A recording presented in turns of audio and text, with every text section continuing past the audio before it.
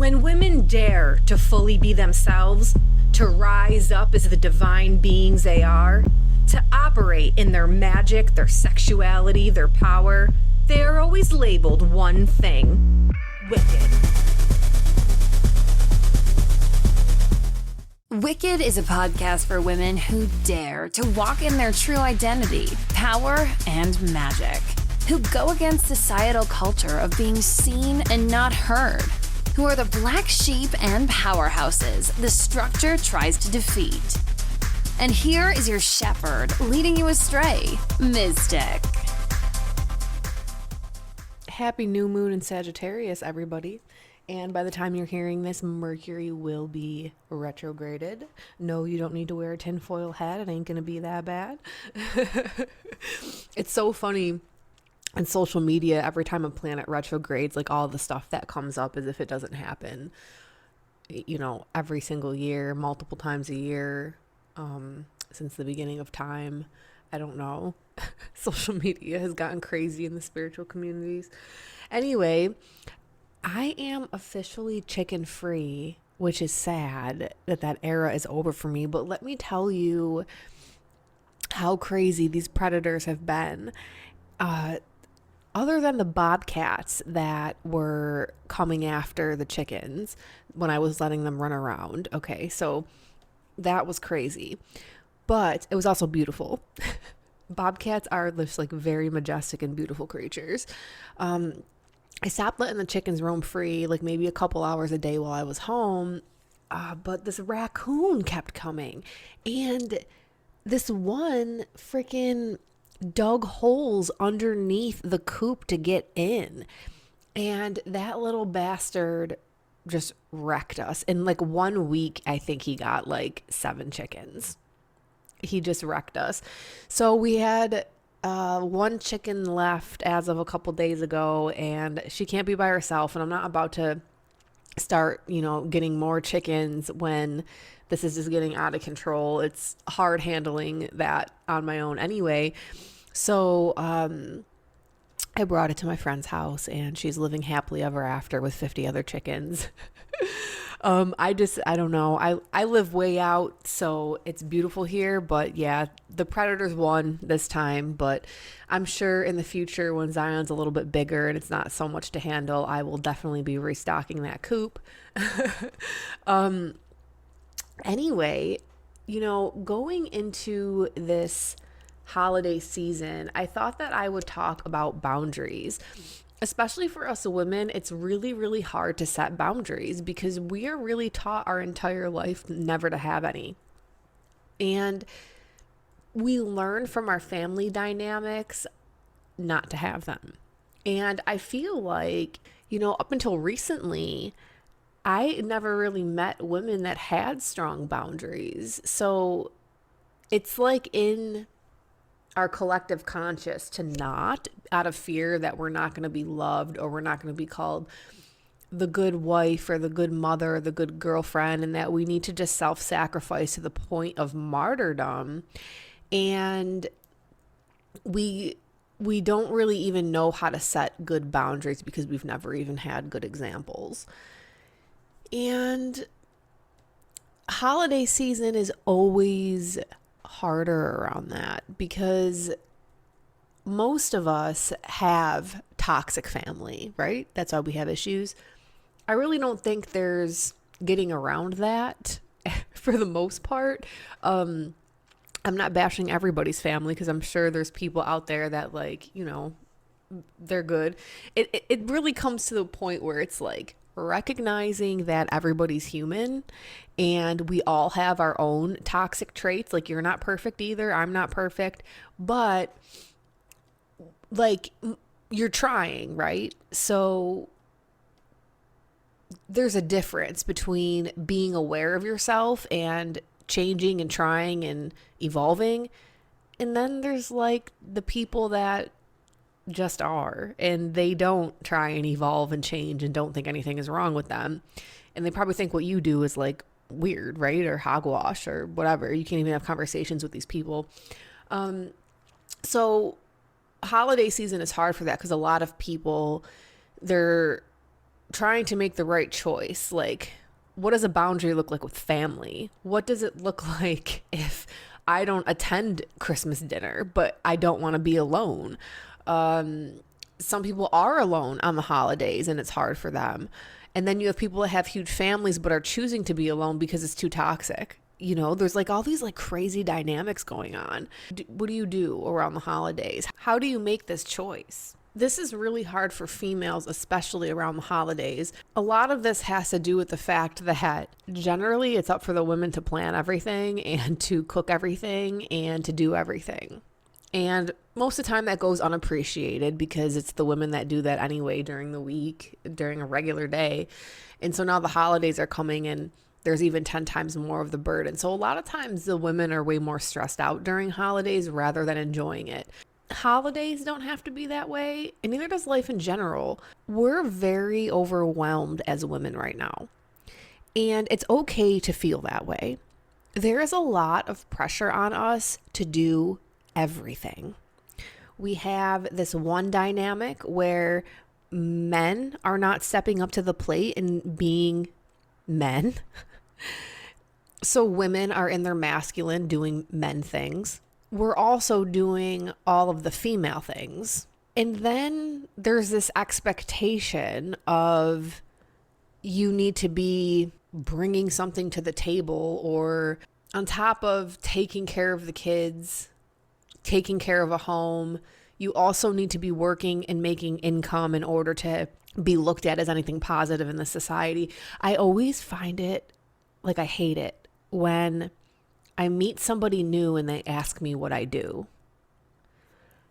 Over the years, I've said some pretty funny things, like, because why? Like, we have this like thing of like, what do you do? As in, what do you do for a living? As in, what do you do in order to make money? Why? So that I can put you in some type of category in my head.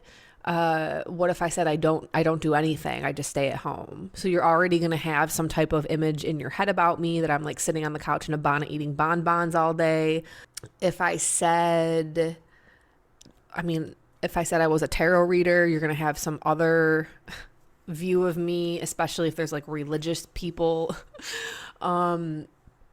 If you work a corporate job, you get the round of applause because you're doing the right thing by being part of the system and working the 9 to 5 and providing for your family and sticking your kids in daycare or school and being away from them all day. Good for you. That's exactly what we want as a society.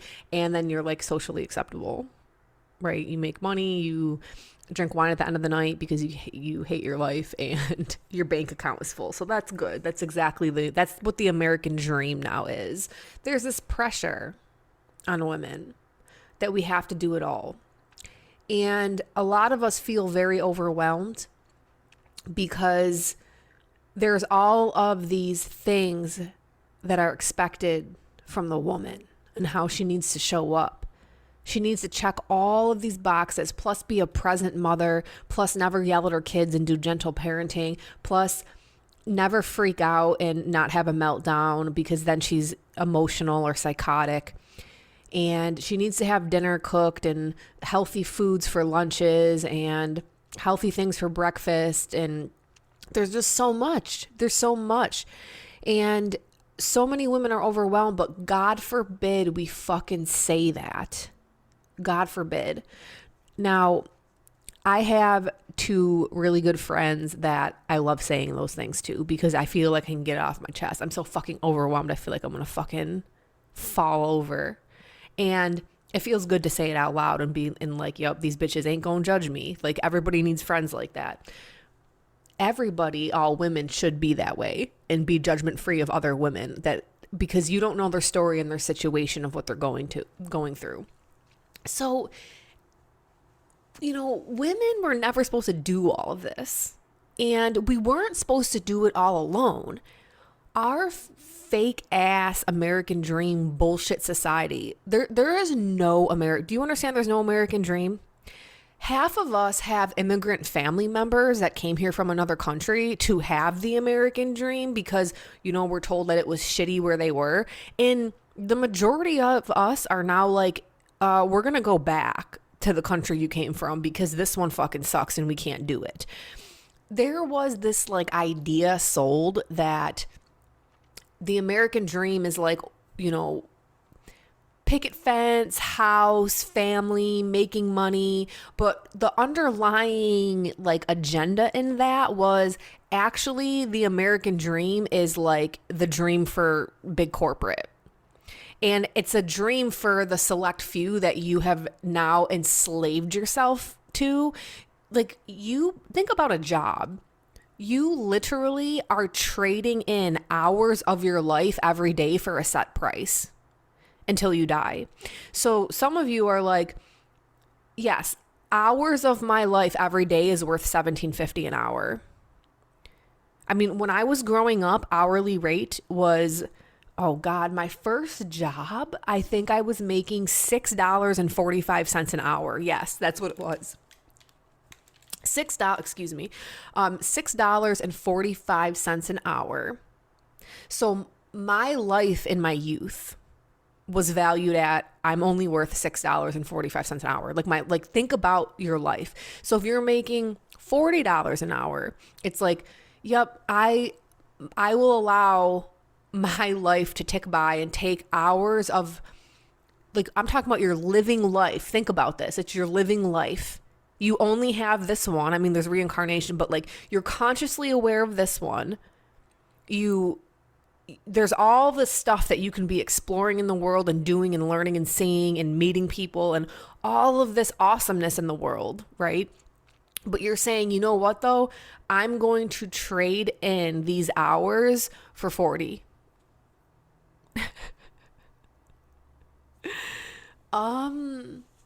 Okay. In most of that, okay, well, you know, it's only 40 hours a week. Right. It's only 40 hours a week. So if you're working a 9 to 5, that's the whole, what are you doing before 9 a.m.? What are you doing after 5 o'clock at night? You're stuck in this cycle. Have I talked about boundaries yet? I haven't. We'll get there. So there's all of this like shit.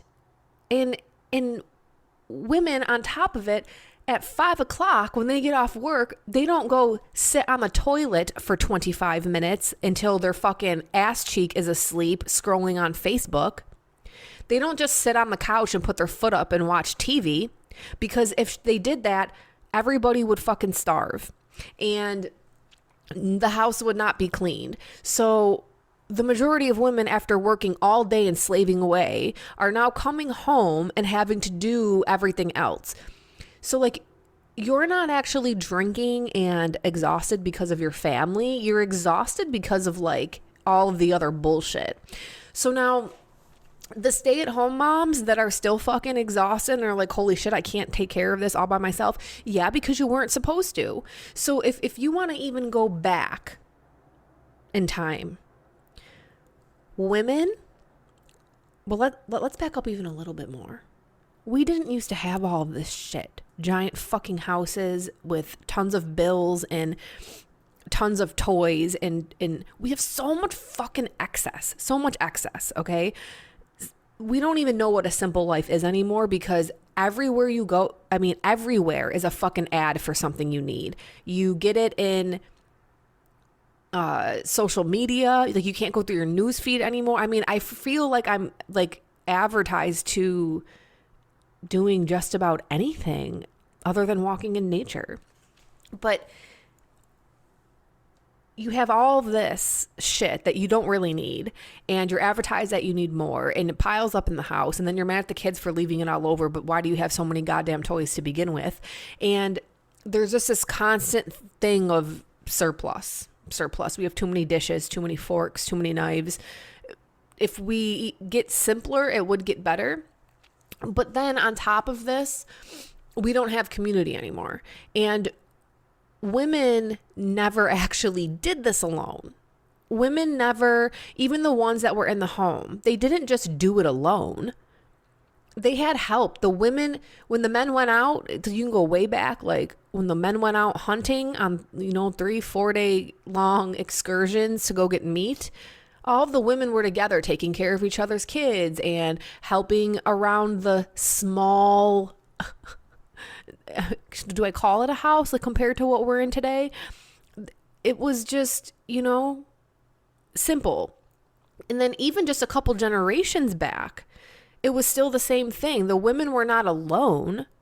This is a very American thing. This is a very Western thing, because most cultures, it's all about family, and family gathers and they help each other out. And, even like my uncle who lives in Italy, it's like he has the chickens, the lady down the street makes the bread, and then there's the olive yard, and they all kind of trade for stuff. And, there's community.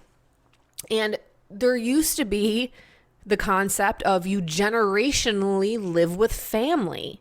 So you have the grandmas taking care of the kids while the women are cooking, and then you have your daughters in watching you cook, and there's all kinds of things going on. There's community. You're not as stressed out at the end of the day because you're not taking everything on by yourself. We were never meant to live this way. We've been isolated and then sold to. We're isolated and sold to. Hey, this will make your life easier if you buy it. You don't need another gadget to make your life easier. You need another human. But now this hasn't really changed for men much, because men don't really have the pressure on them to do what the women, like we're getting it from everywhere. Okay. And this is where the boundaries come in.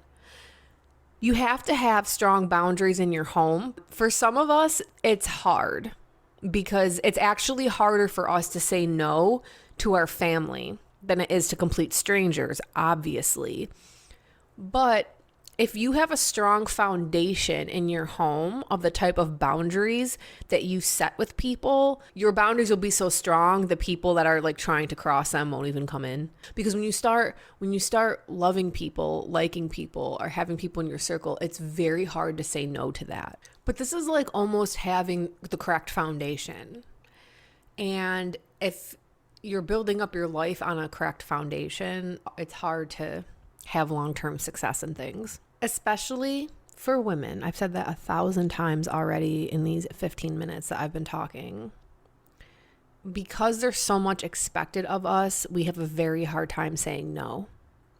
A very hard time.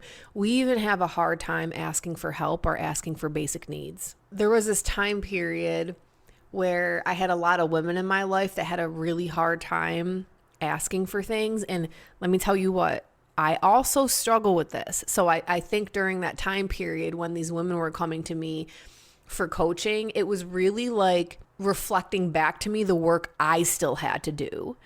Because when I'm like channeling information through, and generally when there's more than 2 people who are coming to me for the same issue, I know that the universe is bringing me these people because this is something I also need to work on. So as I'm channeling information for them and what they need to be doing, I'm like filtering through of like, okay, some of these things that I'm saying also I need to apply to myself.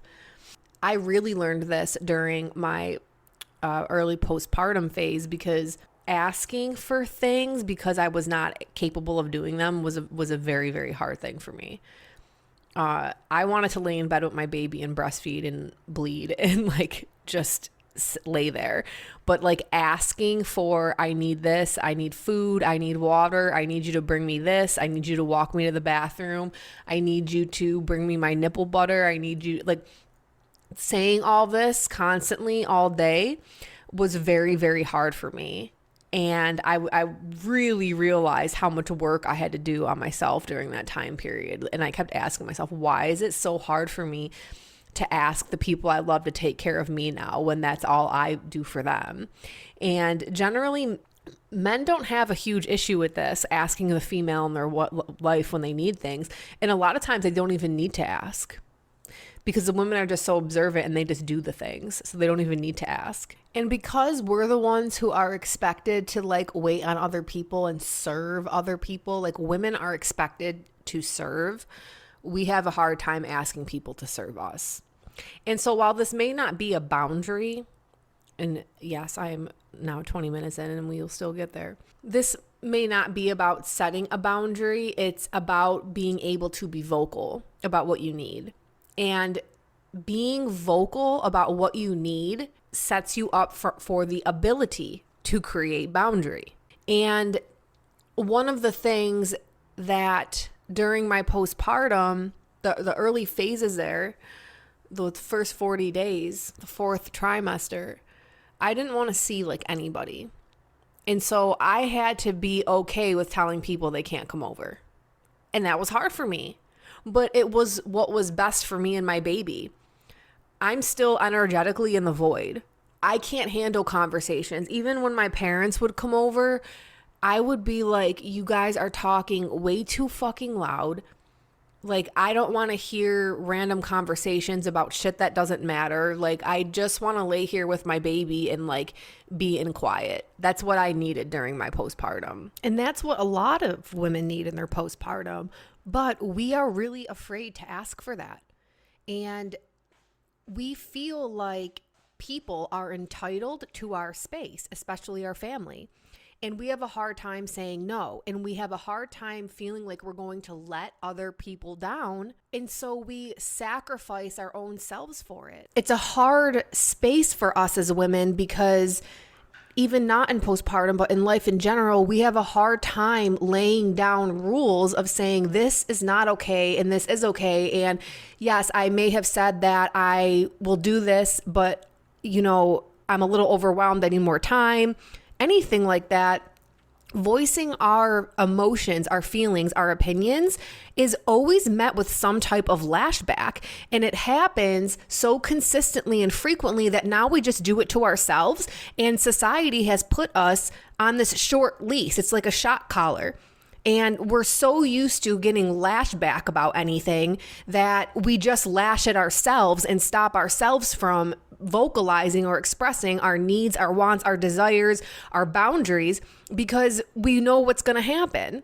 So we just allow people to walk over us. There's a dynamic in a household where, especially when men work and the woman stays home and takes care of the kids and all of that, when the man walks in the door, he doesn't even make a statement of, okay, I need a minute. I'm going to sit down and put my feet up and relax and scroll on social media. Or I'm going to go sit on the toilet until my ass is falling asleep and scroll on Facebook and whatever else for 30 minutes before I even interact with you, who has been taking care of the children all day.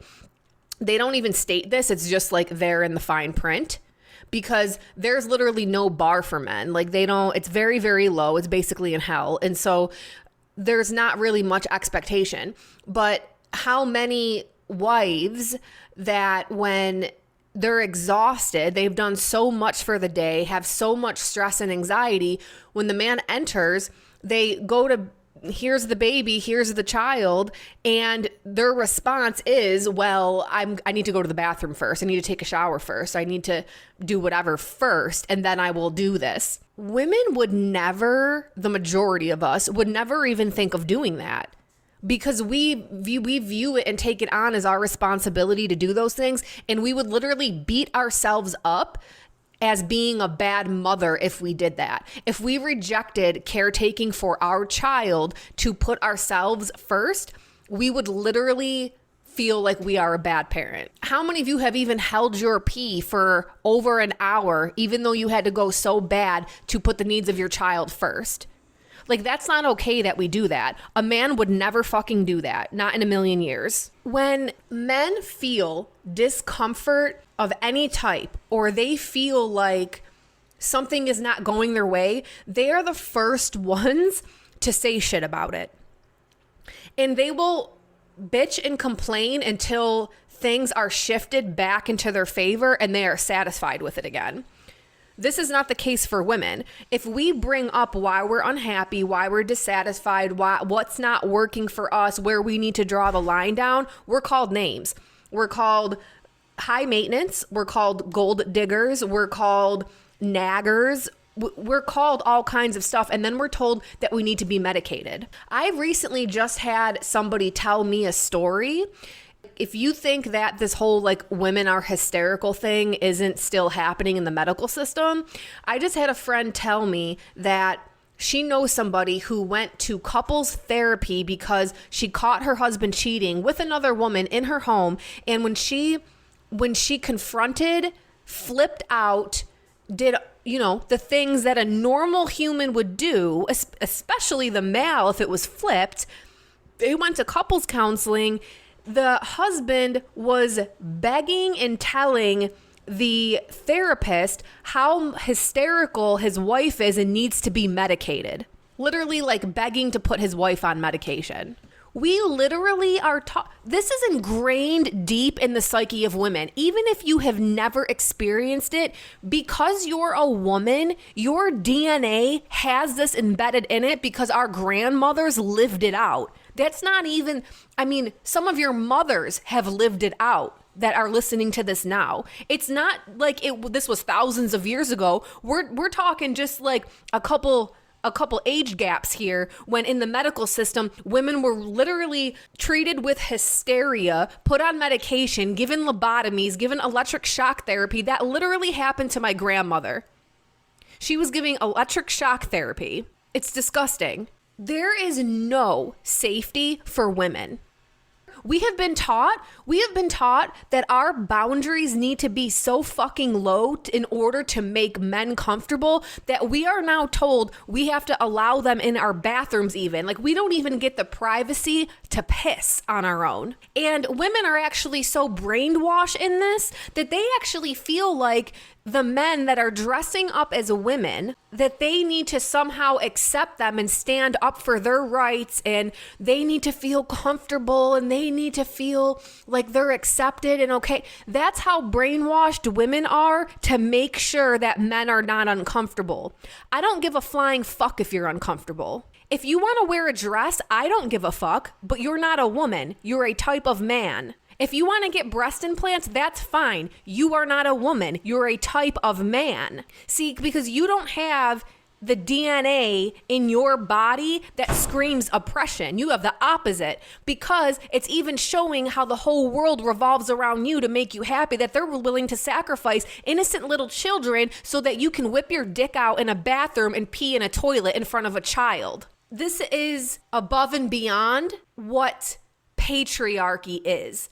This is now to the level of women erase any type of boundary that you may fucking have and let the men do whatever they fucking want. Well, I'm a little bit off from the let's talk about boundaries since holidays are coming up.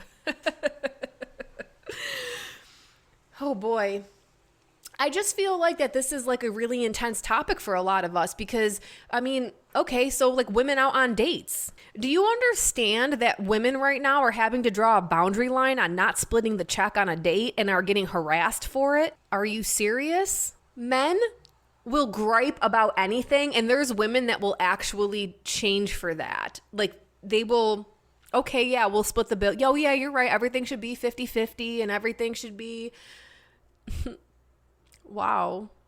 It's just, we're so far. So like right now, and let me tell you what, it's never 50-50, because what a woman does in a relationship versus a man, bringing in a paycheck is all a man does in today's society.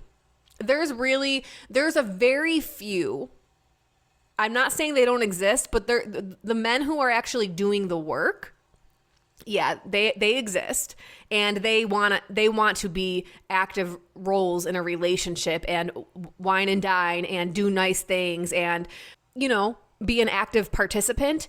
But there's a lot of men out there that literally think because they work, they don't have to do anything else.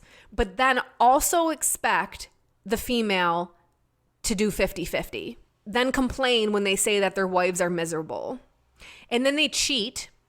And let me tell you what cheating is. Cheating is not, this woman is better than you, so I went and slept with her. Cheating is, this woman is easier than you and doesn't put as much expectation on me, so I went and fucked her. That's what cheating is. When you start really studying spiritual practices and understanding this, and you start understanding the primal instincts through the first 3 base chakras, those are all your primal things. And so when pleasure and that sacral chakra is constantly stimulated, you just kind of stay in that realm. And when men especially are receiving pleasure, they ignore everything else. They don't need to, go out and hunt and gather and whatever. It literally will turn off that mechanism of like provider protector because they're in pleasure mode. Yeah, a lot of these men out there with porn addictions or chronic masturbators don't ever make anything of themselves. That's why when men start finding out about semen retention and nofap and all that, all of a sudden their lives increase. It's because they're not living in those two base chakras anymore. They're actually letting their energy move through their body.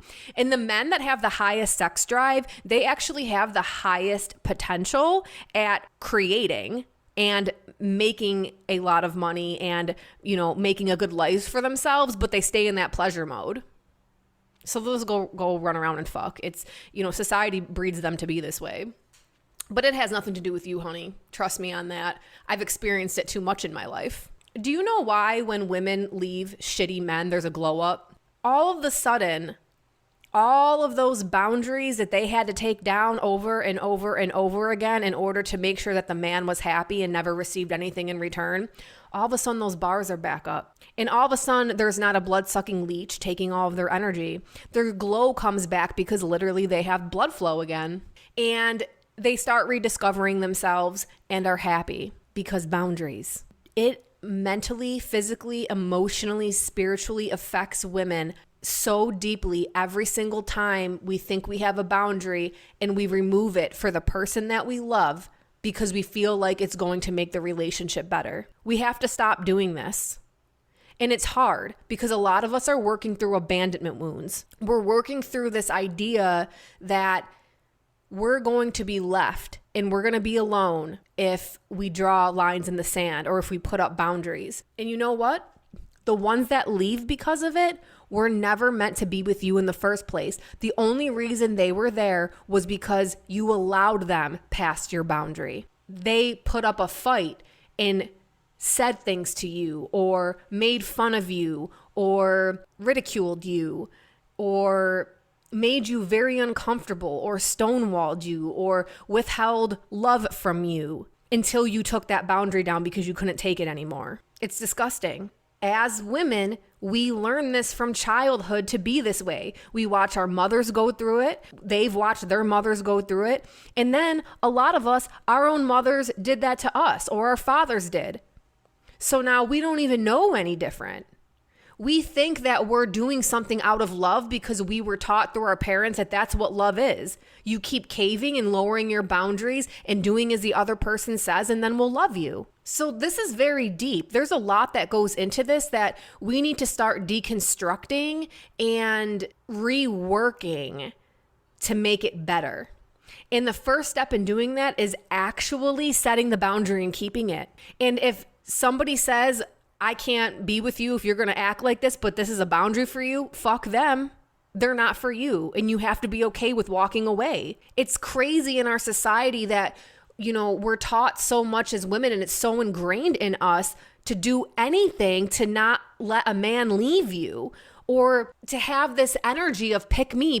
Like I need to be picked and I need to stay in this. Like we have no value without a man. People will stay in nasty ass relationships that is literally killing them. Literally. The emotional distress, the crying, the depression, can't eat or are overeating, can't take care of your health because you're taking care of a man and children, can't even show up for your own kids because the man is stressing you out so much. People will stay in that out of fear. But what they're holding on to is literally killing them. Why, ladies? Why put yourself through that? And then when he runs off with another woman, they go and chase. Why? Why are you chasing a loser like this? You're chasing him to your own grave. Society has programmed us to literally have the bar set so low that we will take abuse just to not be single. And that when a man does bare minimum, we all of a sudden think he's like, next to God. Oh my God, I'm so in love with this man because he opens a door for me and I didn't have to split the bill on a date. What? Literally, the bar is in hell. And what's happening now is women are waking up to this. This is going to happen hardcore in the next 18 months, and I am all for it. I will be there edging you bitches on to leave these loser ass men. Let me tell you what. Because South Node and Libra, all of this shit, time's up for the men. And a lot of them, wow, are they lashing out. They just can't stand that women are fucking having boundaries for once.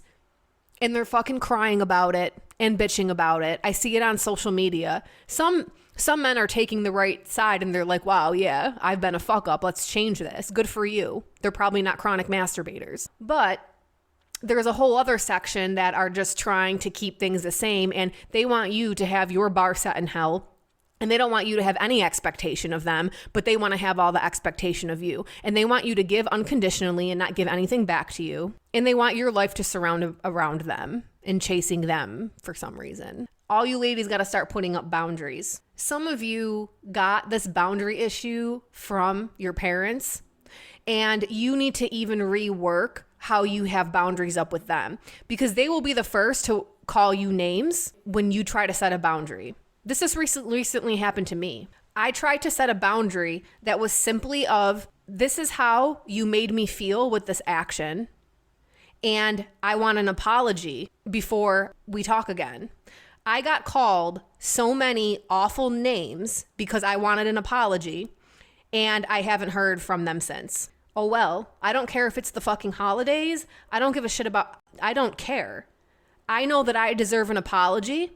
And I deserve two now because of the names that I was called for setting this boundary.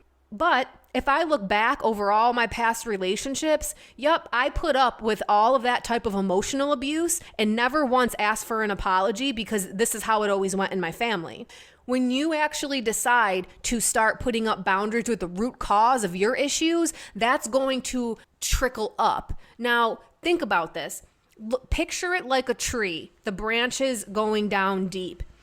That's the root. That is your inner child. That is your family life. That is where you get nutrition from. That's where the tree goes down in, and that's where it gets nutrition in the soil. When you set boundaries in that soil with the root cause of your issue, the poison that's in the soil is going to stop trickling up that tree. It's going to stop sucking it up. So that's going to expand out into your life with friends, with lovers, with whomever. So yeah, family can be a delicate topic, and it's hard because it's like, this is your blood family. Where do you draw the line? What do you allow and not allow? But you only allow how you want to be treated. How do you want to be treated? You need to even figure that out. Most of us don't even know. We've been taking bare minimum for so long, we don't even know how we want to be treated. I've been really feeling this the last couple months. I've gone through an insane situation starting in November. Well, no, actually it started in September and it hit a peak in November. I will share it. This is going to take a couple episodes, but I can't yet. Okay, not until this is complete and I'm able to talk about it. But during these months, this is going to make me teary-eyed. The amount of women that have stepped in to help me, and especially, this is a shout out to you, Trisha. The way Trisha has stepped in and helped me with all of these things that have been going on in my life, it made me realize that if my girlfriend can treat me this well, where the fuck was my bar with men my whole life? Because I don't even think I knew how I wanted to be treated in a relationship until she stepped in and started helping me with, we're talking like basic fucking things. And I'm realizing like, I don't even think I knew how I wanted to be treated. And it's like just through her friendship is showing me, yeah, this is what even basic friendship is like, let alone how a relationship should be. I think the separation of women and what the patriarchy has instilled, keeping women separated and keeping us hurting each other to keep that woman wound gaping and open. Like, please don't call it a witch wound. It's a woman wound. That's what they keep doing to us. They keep the idea going that we need to hurt each other and get one up on each other and steal each other's men and da-da-da-da-da. It's to keep the focus off the men. But if women were in community, building each other up and doing what Trish is doing for me and what I'm doing for other women in the Women Network and what I'm seeing in the Wise Woman Network, the women supporting each other, like, yup, that's exactly what my vision was when I started this network. I just want to see women coming back together, supporting each other when they're going through the thick of it. Sometimes it's just words. Sometimes it's financial. Sometimes it's, hey, I heard of this program, plug in here. One of the ladies in I had randomly expressed something about homeschooling and looking for online stuff, and she had a link right away. Women know shit. We fucking know everything. We fucking do it all as it is. So when we come together, when we're treating each other so fucking good, what does that leave the men? And what does this teach you? It teaches you that you know how you deserve to be treated. When you are with someone who's fucking whack, you best bet one of these women who've been helping you and coaching you and taking care of you and has your back and helping you with your kids are going to call out some whack ass man that's coming to try to bring you down when she just tried to help build you up. And she knows what you're capable of and she sees your authentic self. Women, we need each other. The way we start setting strong boundaries is treating each other well. Is teaching each other how to fucking have boundaries because that's been stolen from us. To even teach each other how to say no because we don't know how to fucking do that. Because in our own minds, we call our own selves bad for saying no to things, for asking for help. Every single woman in my network, including me, started with a hard time asking for help. And over the last 6 months, I have watched not only me, but everybody else coach each other and even coach me to not be afraid to ask for help. I especially even had a hard time because it's like I'm the one running this network. How much do I expose of myself? And it's like, you know what? Fucking all of it. All of it. Because there's no hierarchy in matriarchy. We are all the fucking same. And so we connect, we build up, and we share it all together. I may teach on that network, but I don't fucking run it. All the women run it. I may put out good ideas, but so does every single other fucking woman on that network. And when I'm vulnerable, everybody else gets more vulnerable. And we all ask for help, and we're all fucking getting it from each other. And it's amazing. And I hope this network builds up, and more women get healed of this woman wound, and we can all just come together and just be. And we can start healing this boundary issue, because until we do, men will never step up into who they are. So if you actually want to even still make this about the fucking men, because some women are still so fucking ingrained in this, God forbid you speak bad about the men or require them to fucking do anything. If you don't set a bar somewhere and require them to reach it, they never fucking will. That's how men work, you know. They have a prey drive. Men are predators. They have a prey drive. Just watch the Animal Kingdom. It doesn't have to be bad. Some of them, it does manifest bad. Predator versus prey. But they need something to go after. They need a goal. They need some type of, I want to call it like a vigorous activity to get them to stop just sitting around and masturbating all the time. Some of them will just still stay and do that. But if they have a bar to set, most men will do what they can to fucking reach that. Everybody else is just a dud. The men that don't want to do that are just duds. Just leave them as they are. But you have to set the bar somewhere if you want to see men change. So you can go out on dates and complain all you want, but you have to be setting bars and understand that every time a date fails, that's because you're setting a bar and you're exposing the bullshit. So as we learn, ladies, how we want to be treated, and as we meet people that treat us that way, how we want to be treated, which you will if you keep setting the bar, okay? And as women keep building each other up, eventually the men will have to change. There's no other choice. Because I'll tell you one thing, my sons will not grow up thinking that women have no fucking bar and have no fucking boundaries. Setting boundaries with your children is hard. I will admit that. I don't even, half the time, I don't even know what my kids are truly capable of because yes, I have a 1-year-old, so Obviously, he's still a baby, but like even him, he's capable of more than I'm realizing. Definitely happened with my 8-year-old. Once I had a baby, I was like, oh shit, he's capable of way more. So I have to start setting boundaries with him and saying certain things. And it's like, wow, yeah. But I can't have him growing up looking for a girlfriend who's just going to be turned into his mommy. Absolutely fucking not. My kids will know how to treat women. And it will happen because I will only keep men around me that know how to treat women. And I will only keep women around who also put an example to my sons of how women behave, not in little boxes in their little chess squares that we're kept in, but what women are like, what we're capable of, and that they are also being treated how they deserve to be treated. And I'll tell you what, my son, very, very smart. When I go to certain people's houses, the first thing he does is pick up the energy of the husband. And when we get home, he tells me everything about that husband. What he's doing, what he's not doing, how he should be changing and doing this and doing that. And, oh, he had dark energy on him, and I don't really think he treats such and such as mommy very good. He notices it all. And it's because I've always talked to him about this. Always. You're not just doing this for you, you're also doing it for your children. And the more we can raise up the next generation of boys and girls in this new dynamic that's trying to push through right now, it will eventually change. It's going to take a while, but out with the old, in with the new. We're constantly in cycles of change, and we have to go with it. And ladies, this one is very much up to us. Matriarchy wants to break through because, like I said earlier, there is no hierarchy in matriarchy. Eventually, it will break through. Until then, you have to stay wicked. You gotta rebel against this shit. Set your boundaries, no matter what they fucking call you. Want to be part of an online community filled with other badass women supporting each other on their wicked journey? Check out my online community, the Wise Woman Network. We have classes, courses, online community meetings, and more.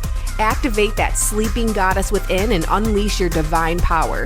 Join me today on a free trial to all my listeners. Link is in the show notes. I'll see you there.